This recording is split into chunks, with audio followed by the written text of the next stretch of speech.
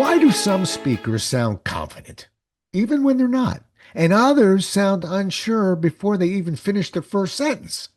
See, on today's show, we break down how confidence is built through the words we choose and the actions we take before we even step on stage. And we've got a speaker who's built an entire body of work around confidence as something you do, not something you wait to feel. You ready? Let's go.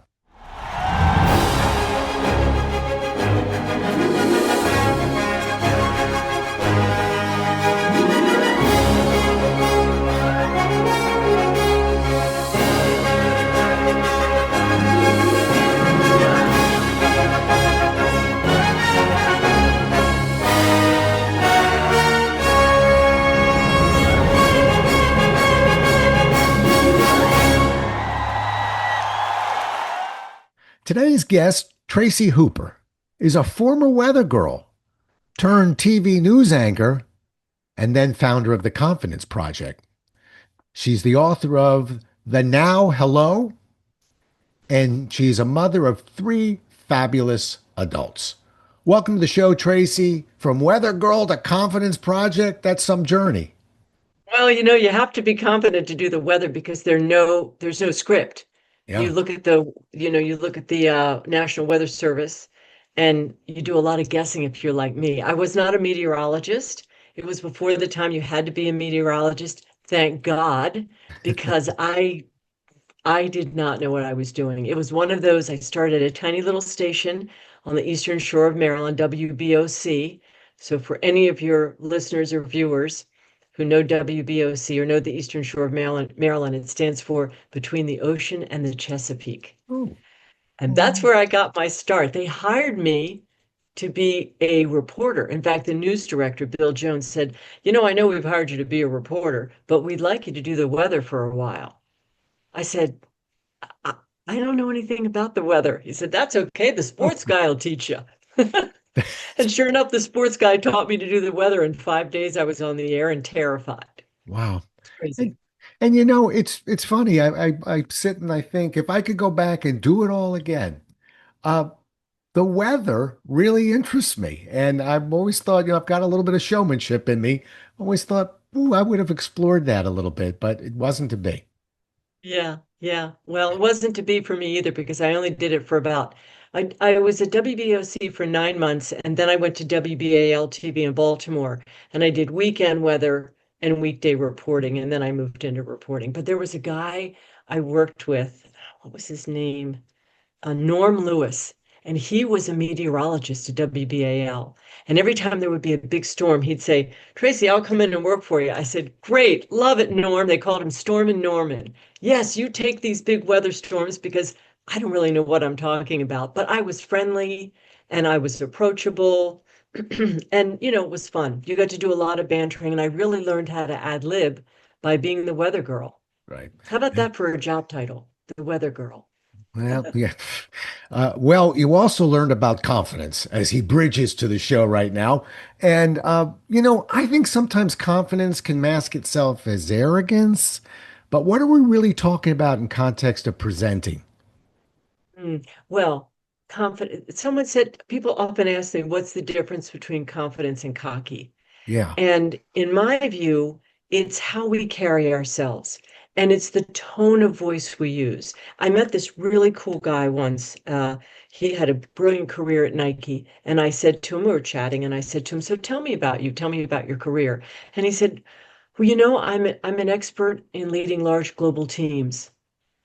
And I thought, that is confidence. If he had Right. said, well, I'm an expert at leading large global teams, with that kind of look on his face, like I'm all that, it would have been a completely different feeling. But it was matter of fact, I'm an expert at leading large global teams.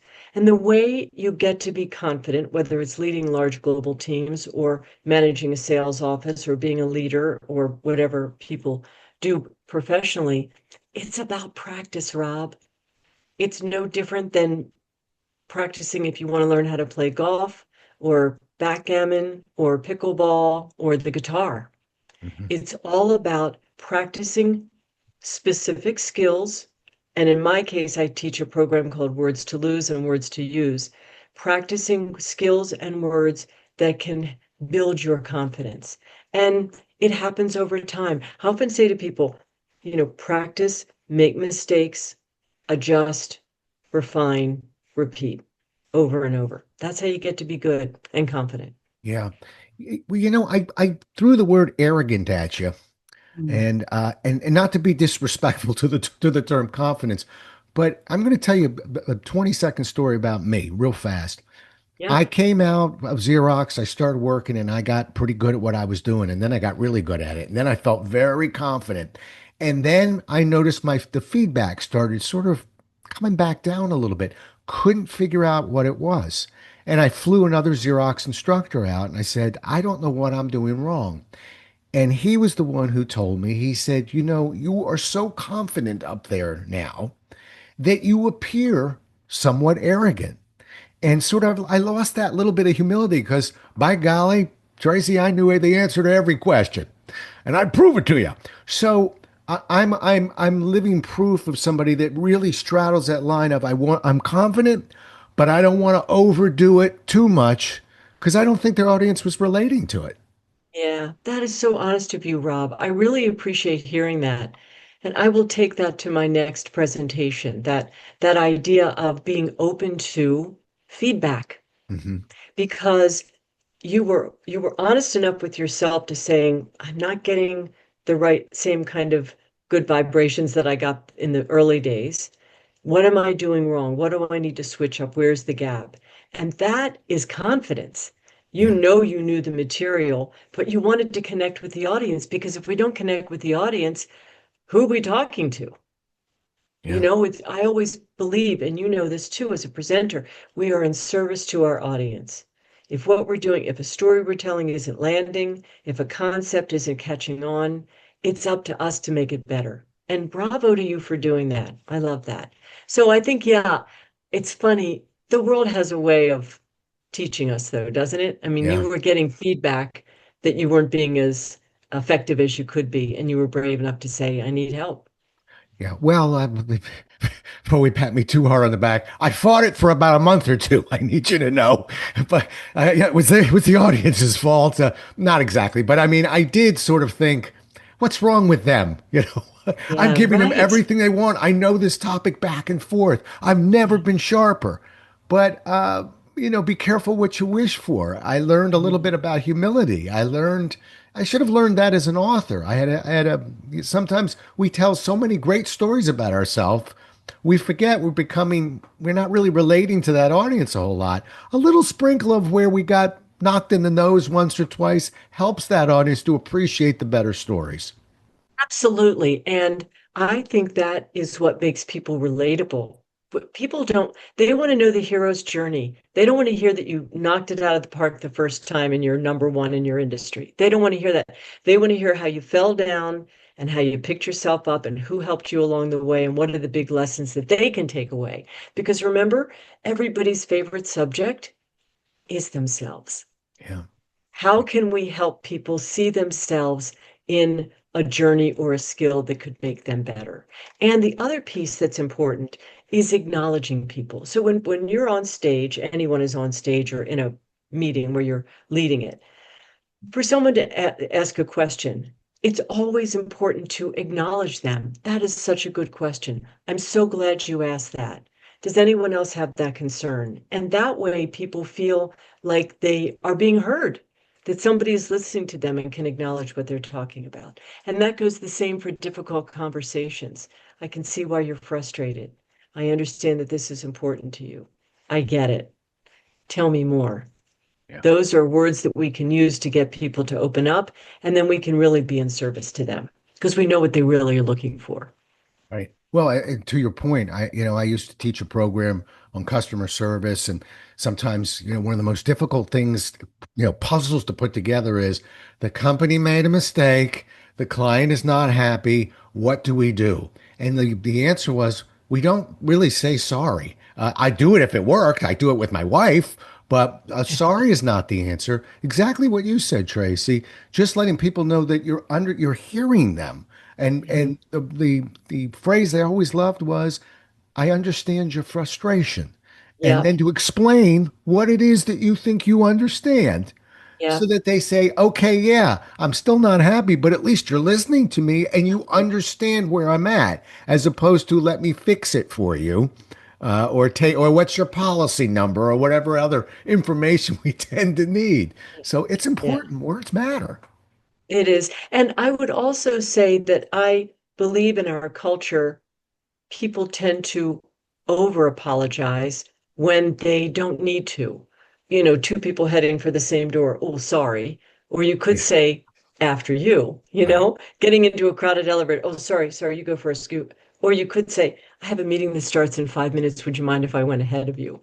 However, I believe if we've made a mistake, if there's been a misunderstanding, if we bumped into somebody and spilled coffee all over their white jacket, of course, we need to apologize, but we don't need to make a meal out of it. right. We can say, you apologize, you state the damage, you make good on it, and you move on.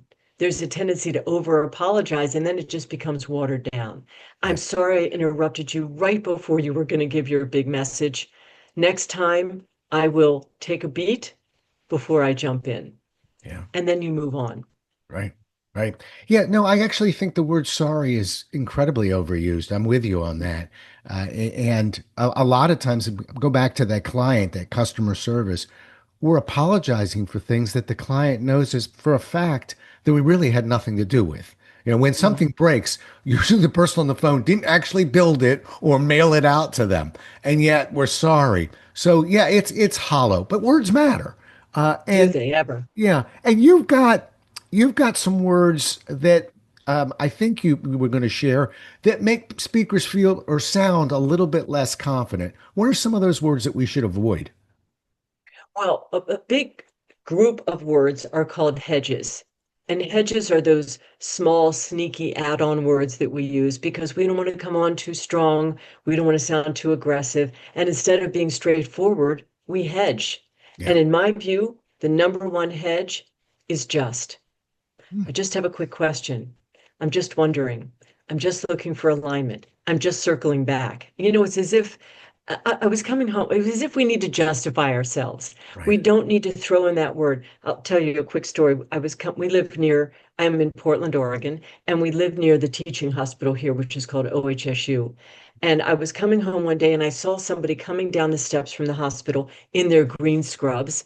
And I felt compelled to roll down my window and say, thank you very much for the important work you do. And the person looked around, and then when they realized I was speaking to them, they said, I'm just a med student.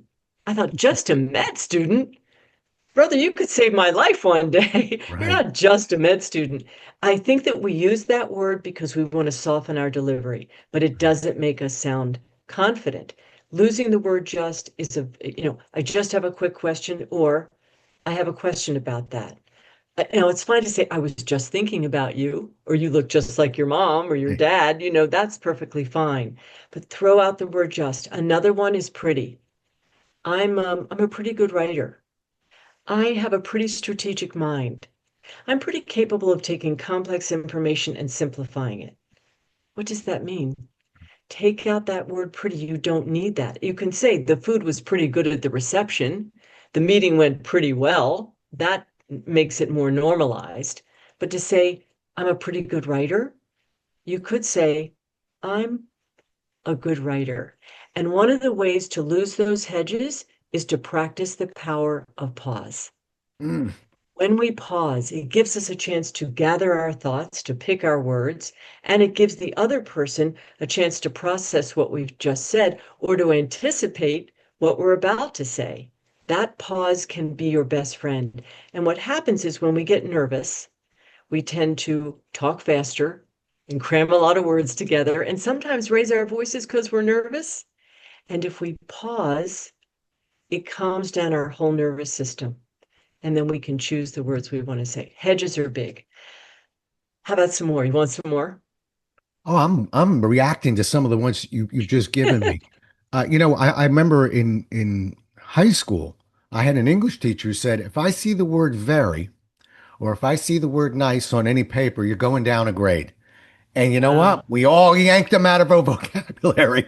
So it's Exactly. not it's I do believe that words matter. And I always look every now and then to this day, it'll sneak in and I'll look at it and go, is that really needed? Is that really Yeah. necessary? And is there a better word than nice? So, but you'll be proud of me, Tracy. I have an exercise that I run with salespeople where I'm trying to teach them to ask second level questions, but I'm trying to teach them to pause so that the other person thinks, did you actually hear it? Did it register? Or were you just ready with this next question? And so I actually use a metronome and it gets them into the beat, and so they have to hear it, wait a beat, and come back. And it is a whole exercise where I'm using letters and things, but the metronome is what makes it work. And I intentionally let them forget about the metronome, go past it. They'll blow through it after about one round. And it's an exercise where people get eliminated if they make certain mistakes. And everybody who doesn't pause tends to get eliminated much quicker because we're supposed to stop and think and register and Yeah. feel what you just said. But the Yeah. metronome helps. Oh, Rob, that's brilliant. I love that. Do you have an actual metronome in your class Well, that actually, you? I used to, but now there's an app for everything, right? So I have a metronome on my phone that I use, but I bring, even on big keynotes, I'll bring 10 people out of the audience. The exercise is they've got to hear a word, repeat the word, and then give me another word using the last letter of the word they heard. But there's a pause before that where they repeat it because I want them to register and think about it, then give it back to me, then give me another letter. And I won't go through the whole exercise, but this is not an exercise where they have to think of 15 words, just the last word you heard, meaning I want you to make sure you're listening. I want to make sure you register. And then I want to show you that you're quicker than you think on your feet if you do take that pause. So I love that. Well, I'm a prop girl. If I were on your stage, I would bring a metronome with physical. me. Everybody see. Hmm. Yeah, I'm it's sure you interesting. would. I have a client who has a clicker. Hmm. He's with the Fortune 100 company, and he said, I'm on a mission to rid my team of all the uhs, ums, likes, and you knows, and other fillers and hedges. And he showed me a piece of paper when he doesn't have his clicker with him. He counts the old-fashioned way, 1, 2, 3, 4, 5, the hashtags. And he showed me in a 4-minute dialogue with someone that someone used a hedge or a filler 128 times. Oof. He counted and he said, Tracy, I get so distracted by all the fillers and hedges and other words to lose that I don't even listen to what the person is saying. And here's the important part, which got my attention. He said, I used to be that person. Early in my career, I was using all those filler words. And I listened to a guy from headquarters when he was working in Amsterdam, and he said, I want to be like that person. And he trained himself to get rid of those words to lose. It's doable. It takes practice. And what I will also say, Rob, is that psychologists tell us it takes 30 days to build a habit and 30 days to break it. So I recommend, and we can talk about all the different categories, but I recommend coming up with one word to lose or use every 30 days. Because if you tried to lose just and a little and sort of and kind of and maybe an you Yeah, wouldn't be able to do that. But one word or phrase every 30 days is a good way to show progress I think that's and to get smart. rid of it. Yeah. Yep, All right. I got you on deck for a couple words that we want to use, but I will tell you that one great way. Let's do an advertisement for Toastmasters real fast, please. because Toastmasters and those daggone counters in the room. Have you ever been to a Toastmasters meeting? Hmm. Okay. So I'm actually speaking at a Toastmasters meeting virtually in a couple weeks, some evening in North Carolina. We're doing it virtually. And I got to tell you, I am looking over my presentation because they're bringing the pro in and I want to make sure that I'm really limit. I don't care if have a few of them. I think that's a little authentic there, but Yeah. obviously there's that line where it becomes distracting and isn't he supposed to be the pro? But that really helped me many years in my 20s. The moment they started counting was the moment I began to pick my words a little more carefully and slow down just a little bit. So I really Definitely. applaud them for much of the work they do. But boy, if you have an issue, go to Toastmasters. They'll take care of that for you. Yeah, right. In short order. Good. Yeah. Give me a How about couple how words about we different? should use, Tracy. Well, I'll give you a before and after. So Okay. oftentimes we use disclaimers, Hmm. which are phrases that we use because we don't want to come on too strong. And but they don't make us seem confident. And here's an example. Correct me if I'm wrong. People start a sentence with correct me if I'm wrong. It's stronger to say, let me know if I heard this correctly. Or you could say, you've been doing this a lot longer, go ahead. Or you could say, in my experience, from Right. my perspective. Or jump in if you think I'm missing something. What? Do not ask people to look for something that could be missing. Instead, you could say, this is a working idea. I'd like to present my thoughts for a few minutes, and then I'd love to hear what you have to say. It's stronger than saying, jump in if you think I'm missing something. These are all, I could be overthinking this. Or you could say, let's dig deeper. There are ways that you can assert yourself and speak with confidence without denigrating yourself. I always say to people, when we use disclaimers, it really affects us both internally and externally. Internally, it's as if we're rehearsing for people to find something wrong with us, and we don't need to do that. And I've often heard of disclaimers from young people. They say, oh, this is totally a silly idea, or I have no idea what I'm talking about. Or you could say, I have an idea and I'd like to run it by you.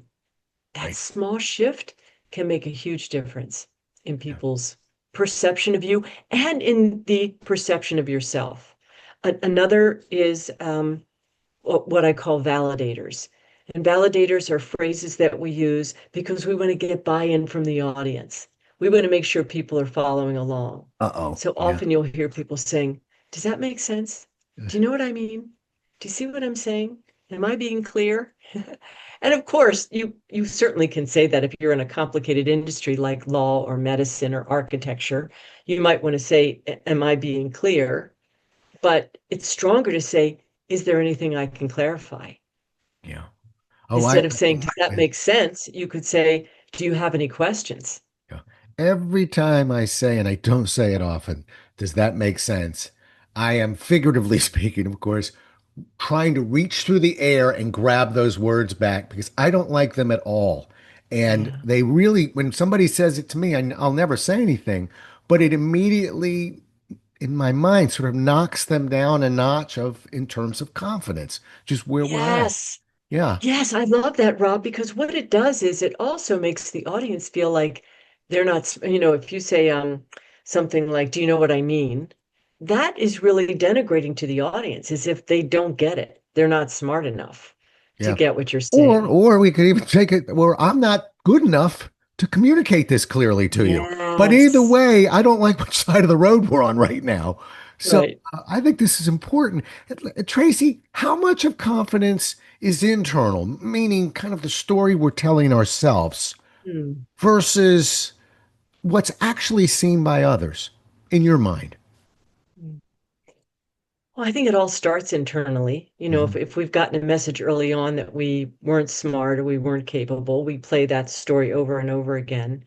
But I think the best way to overcome any kind of internal conflict is to learn a skill and practice it to overcome it. It's not like you'll never feel that way again, but I always try to put myself in the present. At this moment, I am capable of giving this presentation.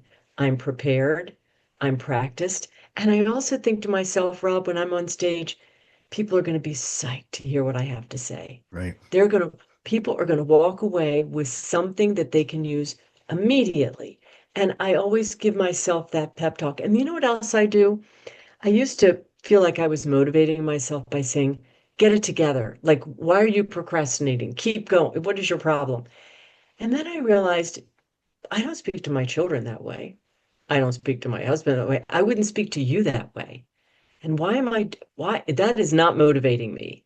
Right. So for the past 3 years, I've made a conscious effort to say, when I'm working on a project or practicing a presentation and I'm feeling anxious about it, like, oh, it's not coming together, I'll say, Tracy, you are doing so well.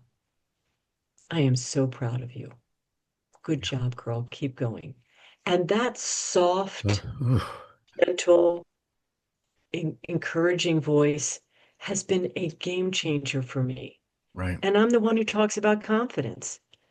You know that, and I've really, it's only been in the past 3 years.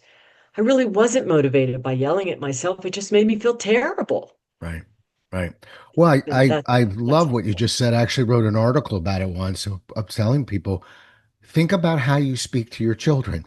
Okay, when they ask you a question, and a lot of times it's even an ethics issue that we're struggling with. Well, if your son or daughter asks you that question, and let's not make them five, let's make them 20, 25. Right. You wouldn't even hesitate to answer that question. It's a wonderful filter of really how we speak to others because I happen to think that one of the biggest issues out there, Tracy, is how we talk to ourselves. Yeah. And it starts almost as a joke. I'm on the road a lot, for instance, and a lot of times I'll walk around the hotel room going, "Okay, stupid, where did you put your book? Come on, genius, you've got this." And what happens is, I'm just kidding, of course, but Yeah. no, I'm not really kidding. And Yes. the more I Right. say it, the more it lands and it stays.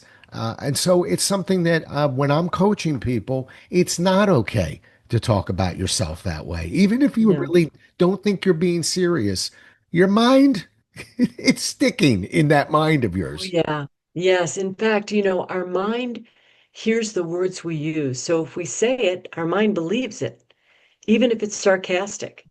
I just heard something, Rob. This thought is 30 seconds old to share this with you, but I was listening to a podcast called Wild Card Hmm. with Rachel Martin, and she interviews famous people, and it's a card game, and she picks up, it's like your background and your beliefs and other categories. And she was speaking with Amy Grant, the singer Amy Grant. And she said, I forget what the question was, but here's the answer. I hope this is helpful. The question must have been something like, how do you talk to yourself, or how do you talk to your younger self? Or what would you have told your younger self?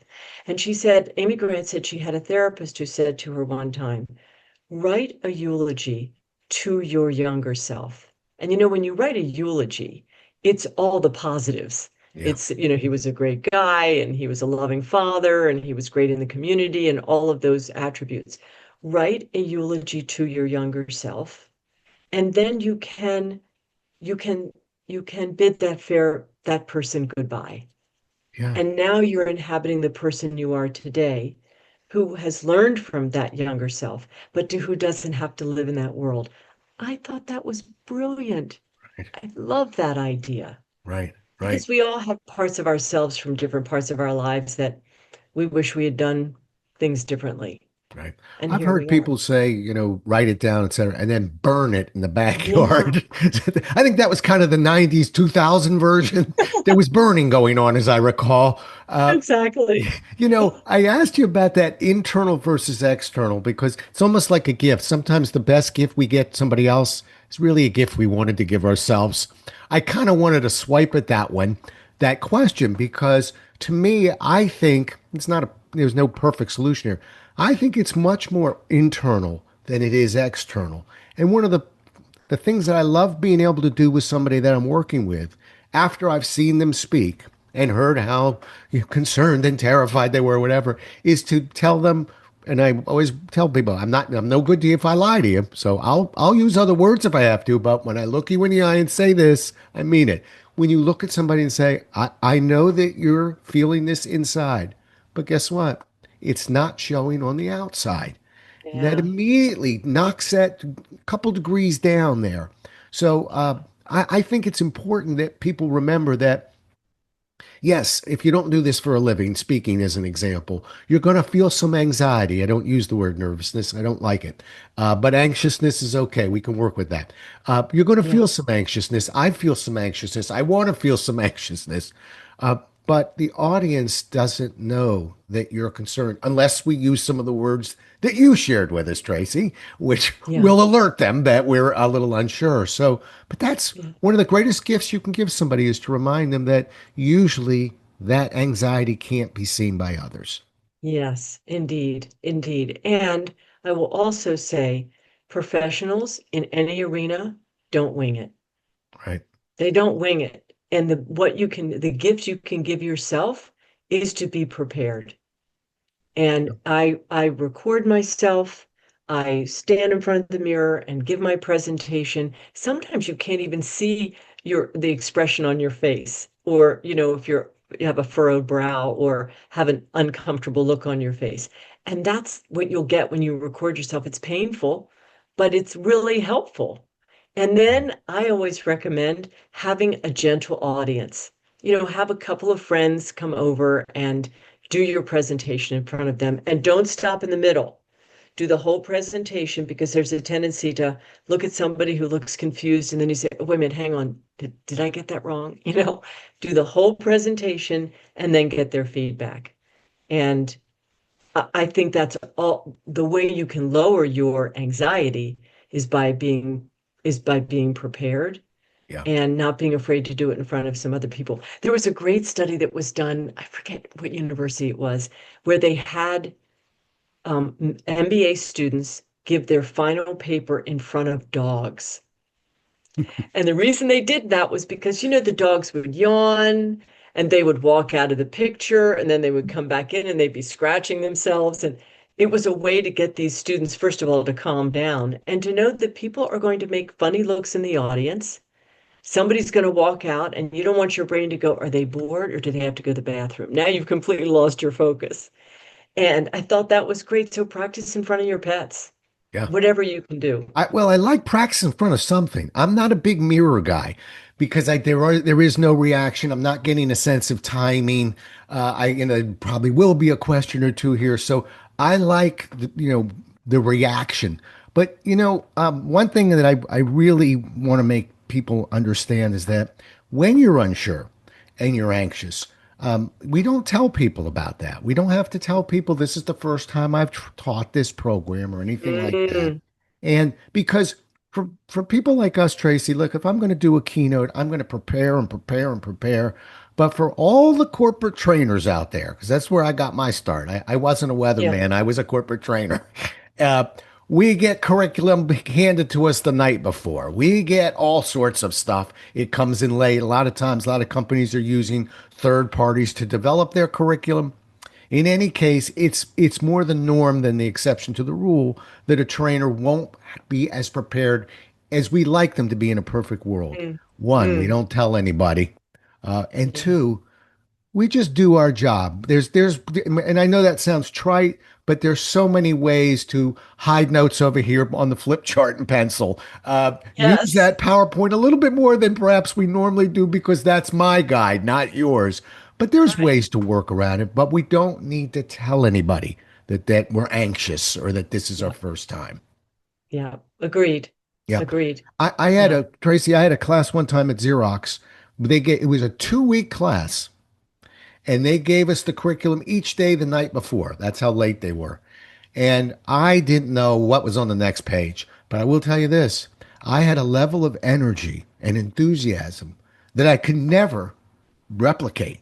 And when I was done with those 2 weeks, that group gave me a Mont Blanc pen with my initials on it. It was, excuse me, I am now showing it for the camera. Still have my Oh, Mont Blanc. prop. This is your prop. Oh, well, there we go. But I will tell you that I taught there for 8 years. I never received another gift because the more I knew that curriculum, I might have slowed down. Maybe I didn't run across the room to get whatever somebody wanted. I walked briskly. And then when I really Yes. knew it, I told them to go get it. I don't know. But my point is, and I hope this helps people with confidence. Yes, there'll be times where you're not as prepared as you want to. Of course, we want you prepared.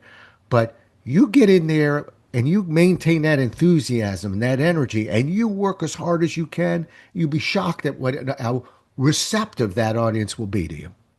Yes, right. And trust that you do know what you're talking about. They wouldn't have put you in front of those people, Yeah. Rob, if you didn't have a background to do the work. Yeah. And I think we sometimes we lose our confidence when we think, do these people know more than I do? I remember one time I was giving a presentation on Zoom to the US Travel Association, And in the audience were heavy hitters, Disney, Hilton Hotels, United Airlines, etc. And I was the third person to speak. Well, you can imagine that was terrible because I'm listening to the CEO. He spoke first, and then somebody else spoke for the next 20 minutes, and I had the last 20. And I was thinking, I hope they like this. What am I? They're going to think this is stupid. Oh my gosh, I wish I hadn't prepared it this way. I was just having these incredible internal thoughts. And finally, I remembered that, a physical reaction needs a physical action. And so I leaned, I just crossed my legs, and I started massaging my Achilles tendon and simply distracting myself and kind of opening up the blood vessels and so forth. I calm down in 30 seconds. Oh, So whenever you can make a move, let's say you're on stage or you're giving a presentation and you can't remember what you're going to say, simply move your body. Move to the left, move to the right, and that will I'm not sure exactly what it does in terms of psychologically, but somehow that physical movement can make a big change. And I love that, massaging your Achilles tendon yeah, just to get yourself awake in a different part of your body. And then yeah, you can calm down. And then also to say, you know, the audience is most of the time, the audience is on your side. They want you to do well. They don't want you to trip up. They don't want to see what they can catch you doing. So assume that people want to learn what you have to teach and that you're capable of doing it. And if you make a couple of mistakes, you could say, "Thank you for pointing that out. I right, appreciate hearing that. Tell me more about what you think." right. And now you get them involved in the conversation. And then it's really a conversation and not just a presentation. Yeah. Well, and listen, I know for a fact the audience wants us to do well because it's in their best interest for us Yeah. to do well. I don't know. I'm working with anxiety with speakers, a lot of times I'm telling them, now, who out there do you think woke up this morning and said, oh boy, I hope I see the worst presentation of my life today, learn nothing and waste my time? That's Yeah, not on their mind. They're actually pulling for you because they're pulling for themselves. That's what's in it for exactly. them. So Right. let's not split hairs. I don't do that very well anyhow. Just remember that yeah, the audience is pulling for us, and we were nicknamed the Buntrop family in the high school here where I live. All three of my kids are performers, and I had talks with them and their friends. And I two words I gave most of my kids and their friends. I would tell them when they were anxious, okay, the words are track record. What normally happens when you give a speech in English class or whatever? Does everybody run out of the room and yell and throw things? No, they sit down, they're listening, maybe they're working on their presentation, but it always seems to go okay. Same Yeah. with us as adults. What's Yeah. normally happening when you give that presentation or a presentation? Oh yeah, it goes better than I almost always think it will. Let's Yeah. make that one of our thoughts before we go up there. Exactly. Exactly. And Rob, add to this the 4-to-1 you to I ratio. In other words, use the word you many more times than use Yeah, the word I. And this matters to you because, and this will benefit your company because, and this is important to your team because. Now the audience feels like, oh, it's about me. She's focusing on me. She's telling me something that's good for me. And when you use that word you, it is extremely effective. You right. may be interested in this.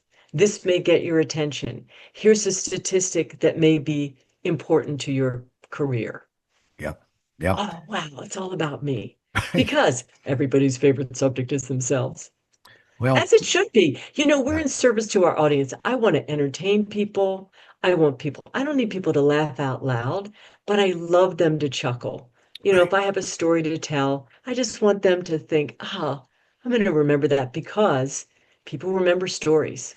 Yeah. I Yeah. often talk with my clients, people think in pictures. Right. That's why we love TV and YouTube and movies.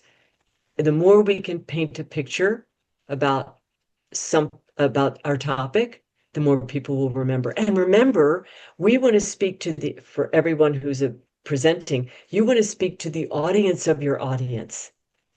You want your audience to go and talk to other people about what you said. You're not just presenting to your own audience, you're speaking to the audience of the audience.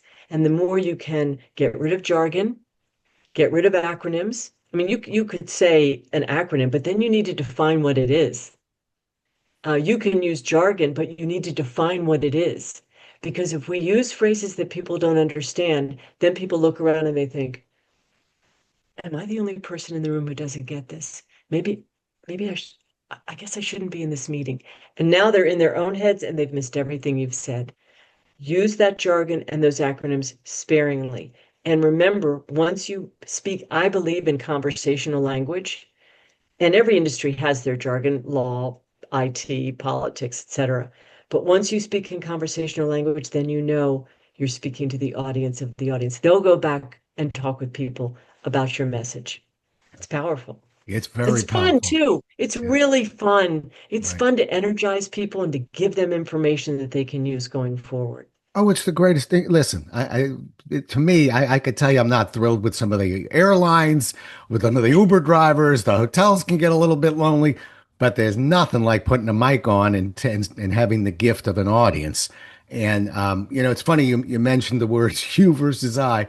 A friend of both of ours, Patricia Fripp, would have something to say about that. She Um, is a master at she's a removing the word master. I. She will take a transcript and actually yank out the word I every time she sees it. So we've True. both been fripped on that one. Uh, Fripicized. there You you know go. what else she would tell you? I know she's been on your program. Did she talk with you about losing the word thing? Here's Probably. Yeah. the thing Yeah. we need to work on. The first thing is the thing we're most concerned about. Yeah. Patricia says this, if it weren't a thing, what would it be? Is it a goal? An idea, a concept, a takeaway, an issue. What is that thing? She says specificity builds credibility. You want to be more credible? Use more specific language. Take out the word thing, and you'll be amazed. It's going to be like buying a red car. You know, when you buy a red car and then you see all the red cars on the road? When you'll hear the word thing from newscasters, interviewers, politicians, heads of leaders in industry, it's shocking how they throw the word thing around and it's not strong. Here's the issue. The problem we need to focus on first is the first thing we're going to talk about. No, the first order of business on our agenda. Right. It's exciting because it makes you more interesting to listen to. Right. I'm going to add that to my very and nice pile. Yes, I think I'm indeed. adding thing as my third word, and I'll keep work. But I love what you said before. Maybe every 30 days I'm going to add something to this. We'll see. All right, last question for you. I'll let you go. If somebody listening today were to walk away with one thought, one idea, what would it be? And before you answer, I'm going to tell you which one I'm walking away with. I Okay. loved what you just said about the audience's audience. I've never heard it put that way, and it's really smart. That's one I'm going to remember for sure. Good. I'm glad. I hogged that one. Give us another one. Well, let me give credit where credit's due. I learned that through the National Speakers Association. Hmm. And I'm not sure whether I heard it from Patricia Fripp or Mark LeBlanc or one of the other legends in that organization. But I love that too. All right, what's the big takeaway? The big takeaway is this. No matter your profession, no matter how much experience you have, every person who wants to have a rich professional life needs to be able to speak publicly. That means using a microphone, introducing yourself using your first and last name.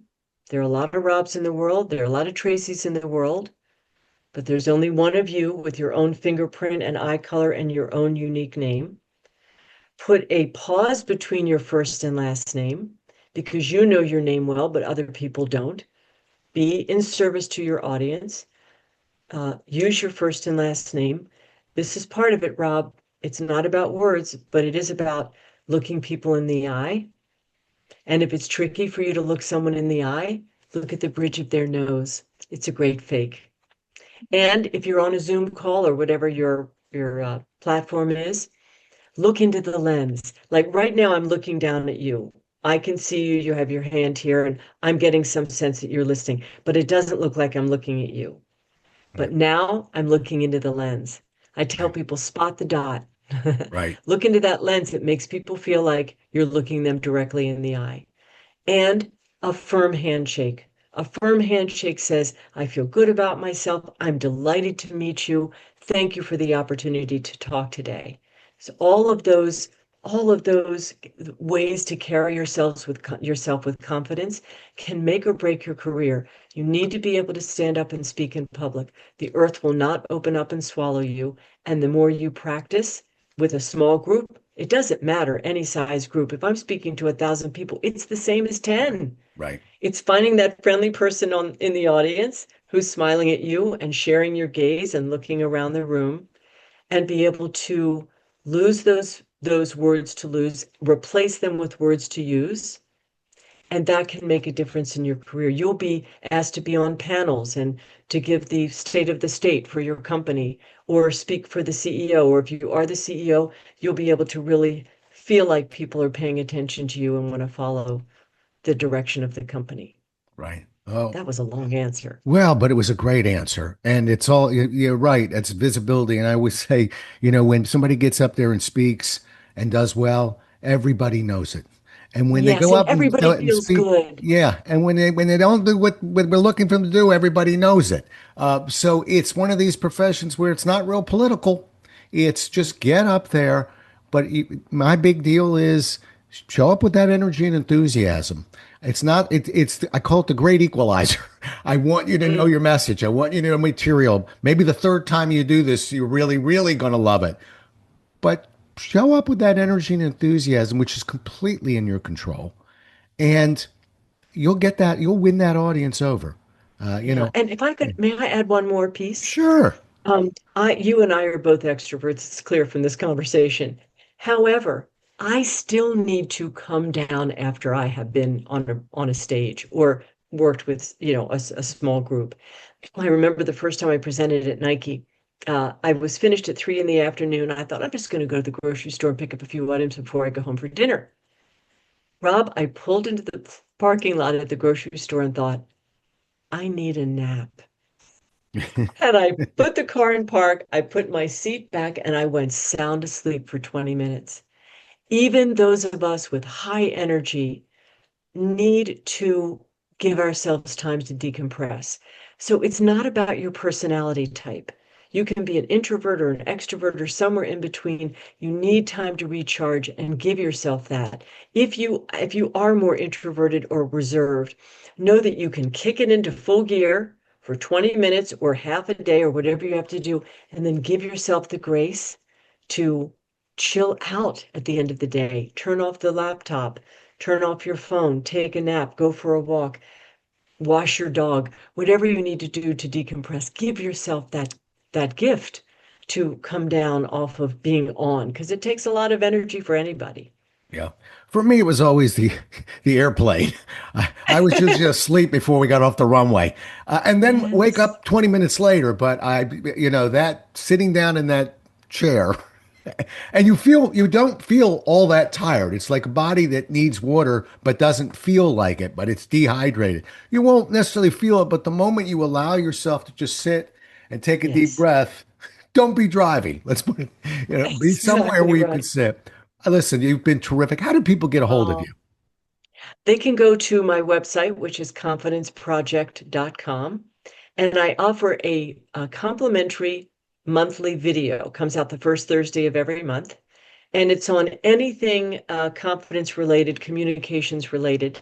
And it's 2 to 3 minutes. And I would love for people that's free so they can enjoy that. Or they can email me at tracy@confidenceproject.com. And I'm on Okay, LinkedIn as well. perfect. I want to double check that website. I've got Yeah. theconfidenceproject.com. Do I have it wrong here?